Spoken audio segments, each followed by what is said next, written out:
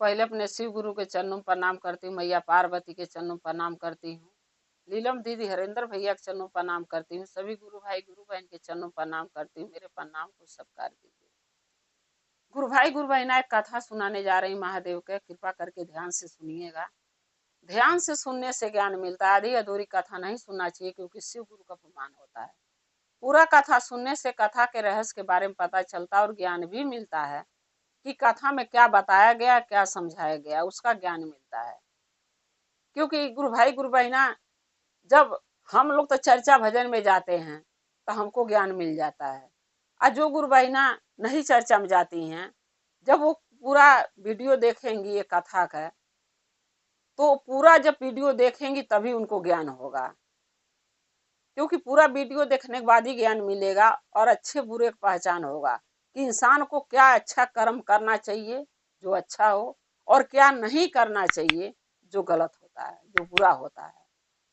इसलिए कहती हूँ, बार बार हर वीडियो में यही कहूंगी कि अपना कथा जो है चाहे मोबाइल पर देखिए चाहे टीवी में देखिए।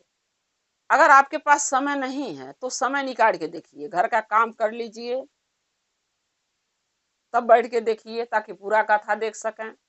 और नहीं तो आप जॉब करती हैं तो 8 घंटा जॉब कीजिए, शाम को आइए आराम से बैठ के 1 घंटा अगर समय महादेव के निकाल के 3 सूत्र कर लेंगी और कथा सुन लेंगी तो कोई बड़ी बात नहीं, क्योंकि यही हमारे साथ जाएगा।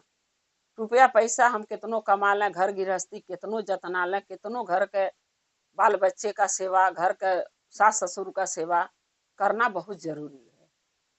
क्योंकि जब हम अपने घर में बुजुर्गों का सेवा करते हैं, उनका दुख दर्द समझते हैं, तो महादेव हमारे समझते हैं। लेकिन साथ में महादेव का चर्चा भजन भी करना जरूरी है, क्योंकि यही हमारे साथ जाएगा। एक सास ससुर का सेवा और एक चर्चा भजन महादेव के पूजा पाठ करी। तो इसलिए हम कहती हूँ कि पूरा चर्च कथा सुनना चाहिए ताकि ज्ञान मिल सके। अगर मेरा ये कथा आपको अच्छा लगेगा तो कमेंट में लिख के जरूर भेजिएगा। चैनल को सब्सक्राइब कर लीजिएगा कि जो भी मैं नया नया वीडियो नया नया कथा अपने चैनल पर डालती हूँ आप तक आसानी से पहुँचता रहे। आप हमारे कथा को ऐसे ही देखते रहें, अपना प्यार देते रहें।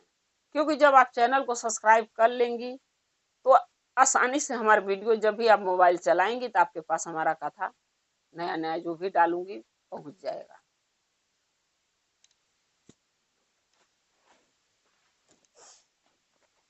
एक गांव में एक बूढ़ी माता रहती थी।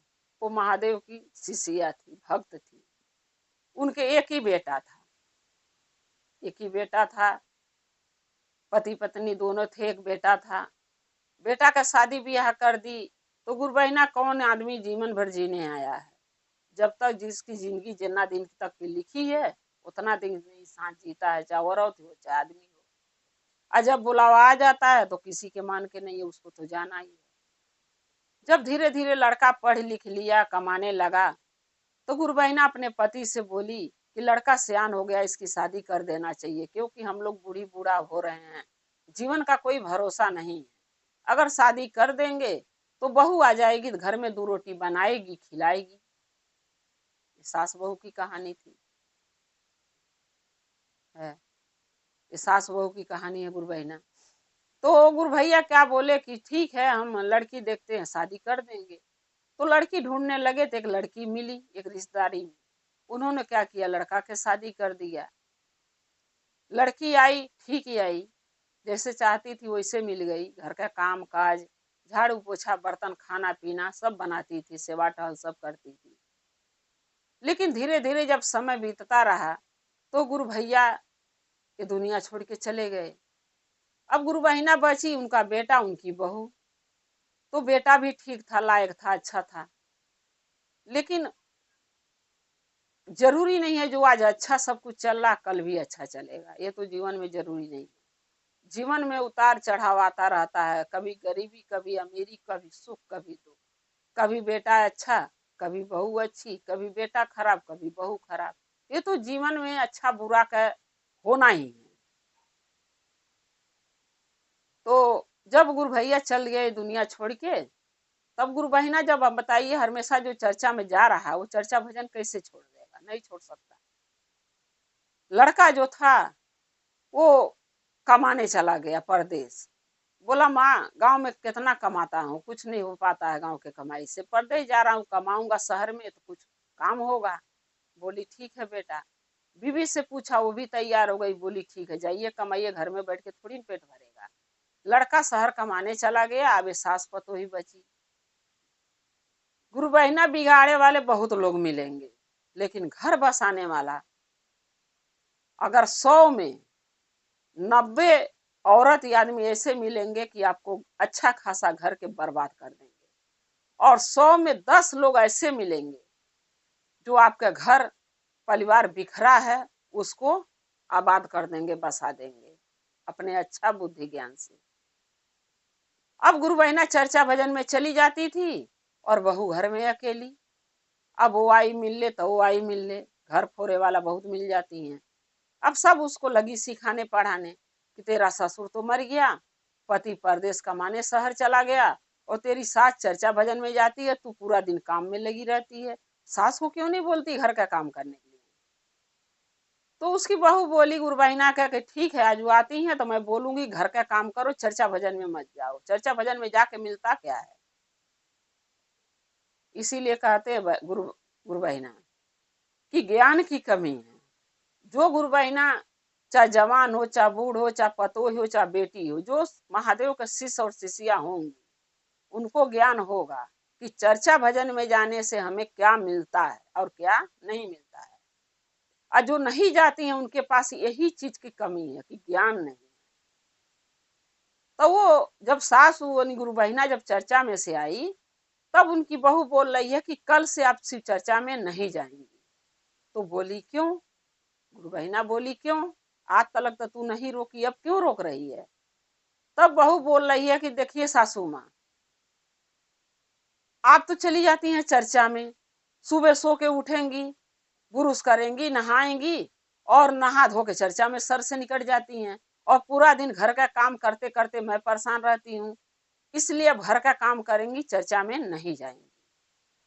तब वो गुरु बहिना बोली कि नहीं, हम चर्चा में जाना नहीं छोड़ पाएंगे, क्योंकि महादेव के जब ले चर्चा भजन में मैं नहीं जाती हूँ तो मुझे तसल्ली नहीं होता है, जैसे लगता है कि मेरा कुछ हेरा गया, कुछ गुम हो गया है, मुझे मिल नहीं रहा है, मुझे अच्छा नहीं लगता, इसलिए मैं चर्चा भजन में जाती हूँ और जाऊंगी, क्योंकि मैं घर नहीं रह पाऊंगी।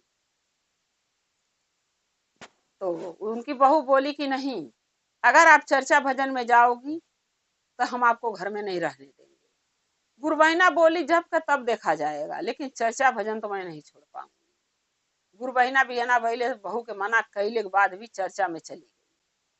चर्चा में गई, चर्चा भजन करी, विराम हुआ, प्रसाद लेके आई, दया लेके आई, और जब ले आके बहू को देने लगी तो बहू क्या करी कि दया उठा के फेंक दी, प्रसाद फेंक दी। फेंकने के बाद क्या करी कि सास के घर से निकाल दी। वो बोली मैं घर से नहीं निकलूंगी। तो बाहर जैसे इस साइड घर था और द्वार था बीच में, और उस साइड एक कमरा घर था, जैसे कोई आ जाता था तो उसमें रहता था रिश्तेदार मेहमान। अब वो क्या करी कि उसी घर में बूढ़ी माता चली गई रहने के लिए गुरु बहिना कि हम इसी घर में रहूंगी, ले ले तू अपना घर, हमें नहीं चाहिए, जो कि बनाया तो उन्हीं का है, लेकिन बहू आती तो कहती है मेरा घर है। तो ये तो भाई वो है थेथरई जबरदस्ती जमाना है, तो लोग क्या करेगा, कहता जा आज तू ले, अच्छा कल ले, तेरा है तो तेरा ही है, मैं लेके थोड़ी साथ जाऊंगी। गुरु बहिना दे दी, बोली रहो मैं जा रही मड़ई में रहूंगी। फिर भी उसको चैन नहीं मिला, क्या करी कि बाहर से ताला लगा देती थी ताकि मेरी सास चर्चा में ना जा पाए। ताला लगा देती थी, गुरु बहिना चर्चा में नहीं जा पाती थी। 4-5 दिन ऐसे बीता, बुढ़िया के यानी गुरु बहिना को खाना देना भी बंद कर दी। लेकिन महादेव जो थे वो एक साधु के रूप में आके और पीछे खिड़की से खाना भिजवा देते थे। और गुरु बहिना के जो खाना घर में कभी नहीं अच्छा अच्छा मिलता था, वो बरहो बिजन का खाना महादेव अपने शिष्या को खिलाते थे। लेकिन ये बात गुरु बहिना भी नहीं समझ पाती थी कि ये खाना कहाँ से आया है, आना कोई जान पाता था। कुछ दिन के बाद जो है उसका बेटा आया बुढ़िया का, गुरु बहिना का बेटा कमा के आया शहर से, आते पूछा कि मेरी माँ कहाँ है। जब माँ का नाम लिया तो उसकी बीवी क्या कह रही है कि तुम्हारी माँ घर छोड़ के भाग गई। बोला क्यों? बोली तुम्हारी माँ तो हम लोगों का नाक कटवा दी है, गांव गांव गली गली घूम के चर्चा भजन करती हैं। लोग क्या कहता है, लोग हमारे ऊपर हंसता है, लोग आके शिकायत करता है। तेरी सास तो वहां पर महादेव का चर्चा भजन कर रही थी, प्रसाद मांग के खा रही थी। बताइए उनको खाना नहीं मिलता घर में कि प्रसाद मांग मांग के पेट भरती है। ये उम्र में हम लोगों के कहीं मुंह दिखाने लायक नहीं छोड़ी। तो लड़का बोला कि मेरी माँ कहाँ है, बताएगी तब तो माँ से पूछूंगी।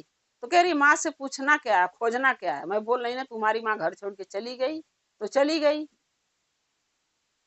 तो वो लड़का बोला फिर भी माँ को ढूंढ के तो पूछना तो पड़ेगा कि माँ चर्चा भजन में क्यों नहीं जाना बंद कर रही है, क्यों हमारी बेइज्जती करवा रही है। तो बोली अगर तुम्हारी माँ मिल जा तो क्या करोगे, माँ के घर से निकाल दोगे ना।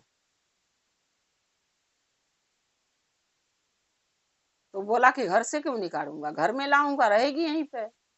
बोली नहीं, अगर तुम बोलो कि तुम अपनी माँ के घर से निकाल दोगे, ले जाके नदी में फेंक दोगे, तब मैं बताऊंगी तुम्हारी माँ कहाँ है। बोला ठीक है, चल तेरी बात मानूंगा, लेकिन ये बताओ मेरी माँ अगर घर से चली जाएगी तो इस घर में कोई तो चाहिए जो घर का देखभाल करे। एक बूढ़ पुरानिया तो चाहिए। आज मैं आया हूँ, कल फिर कमाने चला जाऊंगा शहर, तो तू अकेली नहीं ना रहेगी। एक तो बूढ़ पुरानिया घर में चाहिए। तो उसकी बीवी कह रही मैं अपनी माँ के बुला लूंगी, मेरी माँ आएगी रहेगी। सास के मार देते हैं, तुम्हारी माँ को मार देते हैं जान से, और मेरी माँ आके रहेगी, हम अपनी माँ के साथ रहेंगे। तब लड़का सोचने लगा कि मेरी बीवी कितनी चतुर है, मेरी माँ को सोच रही है कि मार दो, हम ही से मरवाना चाहती है, और अपनी माँ को बोला कि इस घर में रखना चाहती है। तो कुछ बोला नहीं, बोला ठीक है। तो गया ससुराल से अपनी सास को बुला के लाया। तो ये अपने पति से बोल रही है गुरबहिना की बहू कि जाके बाजार से जहर लाओ कीन के। तो वो बोला कि तू जहर देगी ना मेरी माँ को तो तू कीन के ला। गई जो दुकान से जहर कीन के लाई और दूध में मिला के गर्म कर दी। बोली ले जाओ ये अपनी माँ के दूध दे दो। वो जानता था जहर मिला हुआ है। बोला जब तू जहर मिलाई है तो दूध भी तू ही देगी। ले गई बुढ़िया के दूध दे दी गुरबहिना के। अब बोली पी लेना।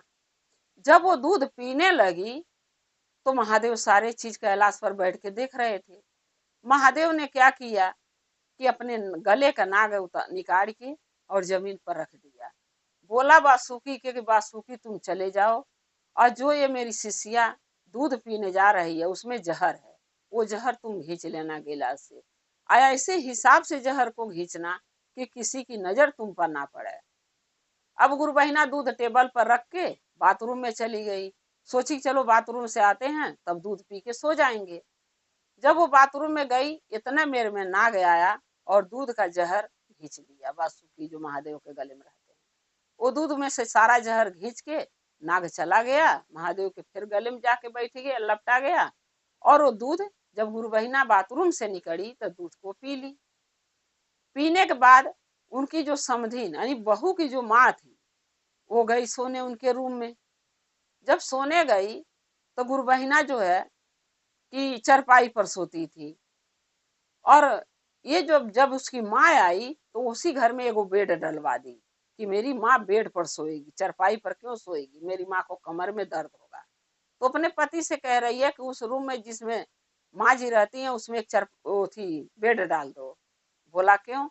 बोली मेरी माँ के कमर में दर्द होता है, बेड पर सोएगी सही रहेगा। तब वो बोला मेरी माँ को दर्द नहीं होता, तेरी माँ को दर्द होता है। तो कह रही तब अपनी माँ के लेके रहो। भाई मैं के जा रही हूँ। बोला यही तो बात ही है, जब तेरे कुछ बोलूं तो तू धमकी देती है मैं के का।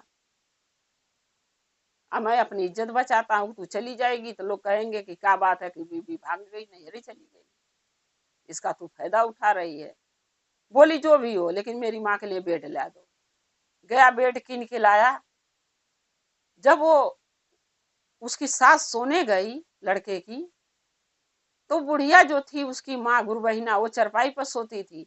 जब वो चरपाई पर सोने लगी तो जो ये बहू थी इसकी माँ क्या कह रही है कि नहीं समधीन जी, हम तो चरपाई पर सोते हैं, आदत ही है, ऐसा करो आप बेड पर सो जाओ, मैं चरपाई पर सो जाऊं। तो गुरु बहिना बोली नहीं, आपकी बेटी आज तक तो बेड घर में किन के मंगाई नहीं, जाहिर सी बात आज मंगाई है तो ये आपका ही बेड है, आप ही इस पर सोएंगी, सो आप सो जाइए। बोली नहीं, हम बेड पर नींद नहीं आएगा, आप बेड पर सो जाओ, मैं नीचे सो चरपाई पर सो जाती हूँ। अब वो क्या सोची बहू कि मेरी माँ तो बेड पर होगी और इसकी माँ यानी मेरी सास चरपाई पर होगी, तो चरपाई सुधे जब जहर मिलाई हूँ बेहोश हो जाएगी तो ले आके नदी में डाल देंगे दोनों मियाँ बीवी। अब क्या करी कि वो जो लड़के की जो सास थी वो क्या करी, चरपाई पर सो गई और लड़के की माँ बेड पर सो गई। ये बात न लड़के को पता था और न उसकी बहू को। जब 3 बजा तो लड़के की जो बीवी थी उसको जगाई, बोली अभी 3 बज रहा, अंधेरा है, चलो तुम्हारी माँ को नदी में फेंक आते हैं, क्योंकि लोग जग जाएंगे तो जान जाएंगे कि क्या लेके हम लोग जा रहे हैं। बोला चल ठीक है। अब जब गया तो देख रहा है, बोली कि अपनी माँ को उठाओ चरपाई से और ले चलो, बोरा में भरो, बंद करो और रस्सी से बांध दो, ले चलते हैं। जब उठाने गया वो बोरा में डालने के लिए तो चेहरा गया देखो लड़का, तो क्या देख रहा कि उसकी माँ है, यानी उसकी सास है उस लड़के की, और उसकी माँ तो बेड पर सोई हुई है। तब सोचने लगा कि ये मेरी माँ को मारना चाहती है, आज ये खुद अपनी माँ को मारेगी। तब इसको समझ में आएगा कि माँ के दर्द होता क्या है मरने का। वो लड़का कुछ नहीं बताया, क्या किया, अपनी सास को उठाया, बोरा में डाला, बोरा का मुंह बंद किया और चरपाई थी एक ठेला लिया, द्वार पर ठेला एगो खड़ा था, एक आदमी को उस ठेले पर रख के दोनों मियाँ बीवी ले गए नदी में डाल दिए। जब नदी में डाल दिए तो लड़का के तो पता था, तो लड़का बोला अरे एक बार खोल के देख तो ले मुंह कि कौन है, नदी में फेंकने से पहले। तो कह रही क्या देखूं, तुम्हारी माँ तो है, जाने दो, अब क्या देखना, बुढ़िया के जहर पिलाई थी, वो मर गई है, ले जा फेंक दो। बोला ठीक है। क्या किया कि ठेले पर से ढकेल दिया, चली गई बुढ़िया नदी में। नदी में चली गई तो आने लगे दोनों मियाँ बीवी। जब आने लगे तो देख रहे हैं कि एक झुनझुना बेचने वाला ठेली पर झुनझुना बेच रहा है। तो वो औरत क्या कह रही है, वो गुरबहिना की बहू, कि एक झुनझुना ले दो, मेरी एक भजन गाने का मन कर रहा है तुम्हारे माँ के लिए। बोला ठीक है। वो तो जान ही रहा था कि मेरी माँ तो नहीं मरी है, तेरी माँ मरी है। कह रहा ठीक है, ले ले। ले ली झुनझुना। तो बोला एगो मेरे लिए भी तो कीन दे। तो कह रही तू क्या करोगे। बोला मैं भी भजन गाऊंगा अपने सास के लिए। तो कह रही तुम्हारी माँ मर गई इसलिए मैं गा रही हूँ, गाऊंगी। और तुम क्यों मेरी माँ के लिए गाओगे, मेरी माँ तो घर पे है। बोला तो क्या होगा, जिंदा आदमी भजन नहीं होता है क्या, मैं जिंदा आदमी भजन करूंगा, तू मरे हुए कर ले। बोली ठीक है। झुनझुना ली, बोला गाओ भजन, तो गा रही है।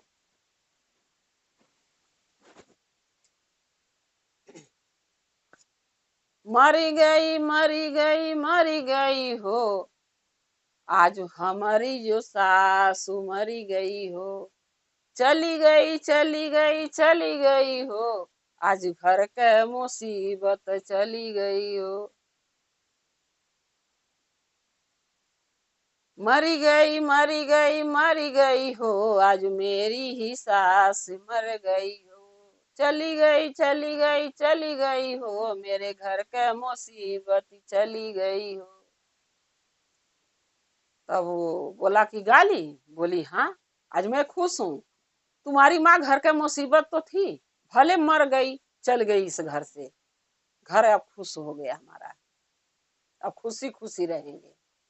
तब उसका आदमी कह रहा मैं भी एक भजन गाऊं। तो कह रही है गा लो, कौन सा भजन तुम गाओगे। कह रहा तेरी माँ के लिए। कह रही गाओ। तो गा रहा है, चली गई चली गई चली गई हो, मेरी सास मर के नदी में चली गई हो, फेंकी आई फेंकी आई फेंकी आई हो, मेरी बीवी अपनी माँ के नदी में फेंकी आई हो। तब वो कह रही है तू क्या गा रहे हो, ये कौन सा भजन है, मेरी माँ तो घर पे है, तो तुम मेरी माँ के कह रहे हो नदी में फेंकी आई, उसकी बेटी मेरे को कह रहे कि अपनी माँ को फेंकी आई, मैं तो तुम्हारी माँ को फेंकी हूँ। बोला ठीक है, तू मेरी माँ के फेंकी है तो क्या हो गया, भजन तो भजन होता है। घरे चल, घरे चल के देख ही ले, तेरी माँ नदी में फेंकाई है मर गई कि मेरी माँ मरी है। तो बोली ठीक है चलो देखते हैं घर पे। अब जल्दी जल्दी आगे आगे लगी भागे, क्योंकि जो भजन गाया था उसके मन में कहीं न कहीं खटक रहा था कि मेरे आदमी को पता है कि जो जिसको हम नदी में फेंक के आ रहे हैं वो इसकी माँ थी कि मेरी माँ थी, तभी ये भजन गाए हैं।